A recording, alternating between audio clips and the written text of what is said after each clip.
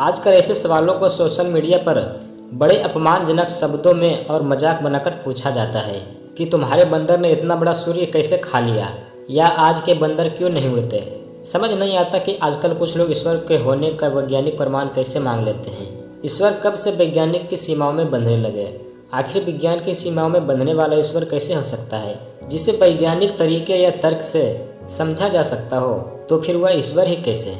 एकमात्र भगवान ही तो हैं जो विज्ञान से परे हैं, संसार से परे हैं, सभी प्रकार के तर्कों से परे हैं और जिसे समझना किसी के बस की बात नहीं। भगवान सूक्ष्म से सूक्ष्म बिंदु भी हैं और अनंत भी, सीमित भी है, असीमित भी, निर्गुण और निराकार भी है और सगुण और साकार भी।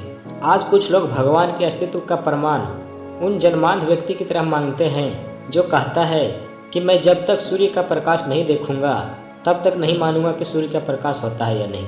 अब कोई उस जन्म से अंधे व्यक्ति को सूर्य का प्रकाश दिखा भी नहीं सकता है और तब ऐसे कुतर्क करने वाला वह अंधा व्यक्ति बड़ा खुश हो जाता है और कहता है कि मैं तर्क में जीत गया। खैर, इस तरह के सवालों के जवाबों को कई पॉइंट्स में समझा जा सकता है। आते हैं पहले सवाल पर कि हनुमान जी ने इतना बड़ा सूर्य कैसे निकला। तो पहली बात कि हनुमान जी हमारी आपकी तरह एक साधारण इंसान नहीं, भगवान हैं। आप जानते ही हैं कि इस ब्रह्मांड में सूर्य का स्थान रेत के एक कण के समान है और ब्रह्मांड क्या, हमारी गैलेक्सी मिल्की वे में ही सूर्य का स्थान एक छोटे से कण के बराबर है। वहीं भगवान हनुमान जी भगवान शिव के रुद्रावतार हैं। जब भगवान विष्णु जी ने श्री राम के रूप में धरती पर जन्म लेने का निर्णय लिया, तब उनकी सेवा करने की प्रबल इच्छा से भगवान शिव ने अपने एक अंश से हनुमान जी के रूप में अवतार ले लिया। बहुत सारे देवता भी अन्य वानरों के रूप में आ गए। 14 साल के वनवास से लौटने के बाद जब सीता जी ने अपने लाडले पुत्र हनुमान जी के लिए पहली बार भोजन बनाया तो हनुमान जी बस मजे में खाते ही चले गए। अब जब माता सीता जी भोजन बनाए तो भला हनुमान जी क्यों कहे कि मेरा पेट भर गया।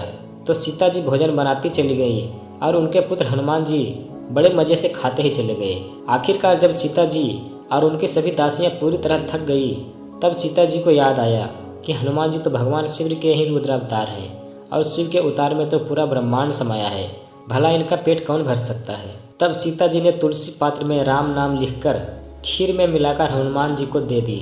उसे खाकर हनुमान जी एकदम तृप्त हो गए।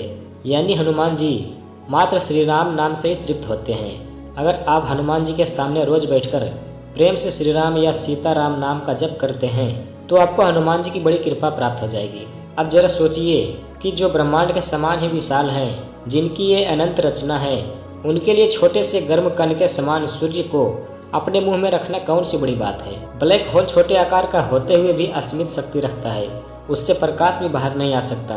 वह सूर्य जैसे कई तारों को निगल सकता है, यानी वह सूर्य जैसे कई तारों को अपने अंदर समा सकता है। इसी प्रकार हमारे हनुमान जी आकार में छोटे बड़े होते हुए भी अतुलित बल के स्वामी हैं, उनके लिए कुछ भी असंभव नहीं है। इसी के साथ यह भी हो सकता है कि यह बात रूपक या उपमा के रूप में लिखी गई हो, अर्थात बालपन में ही हनुमान जी में इतना तेज था कि सूर्य का तेज भी उनके सामने फीका पड़ गया। हनुमान जी के पास अष्ट महासिद्धि और 9 निधि हैं। अष्ट सिद्धियां दुनिया की सबसे बड़ी शक्तियां हैं, जिन्हें पा लेने के बाद व्यक्ति सर्वशक्तिमान हो जाता है।